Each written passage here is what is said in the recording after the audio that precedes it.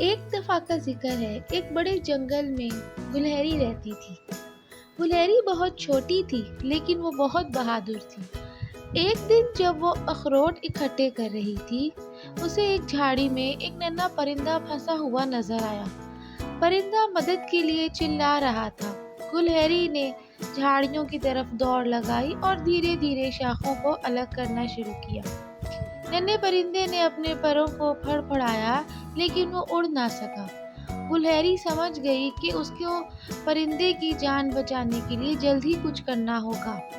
وہ اپنے دوست ایک کبوتر کے پاس گئی اور پرندے کے بارے میں بتایا۔ کبوتر نے اڑان بھری اور دونوں نے مل کر ننھے پرندے کو اس کے گھونسلے میں واپس پہنچا دیا۔ پرندے کی ماں بہت شکر گزار ہوئی اور اس نے گلہری کو ایک سنہری رنگ کا اخروٹ تحفے میں دیا۔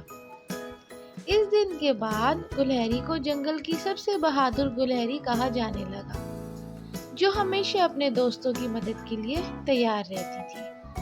اس طرح کی پیاری پیاری کہانیاں سننے کے لیے شیئر، سبسکرائب اور لائک ضرور کریں۔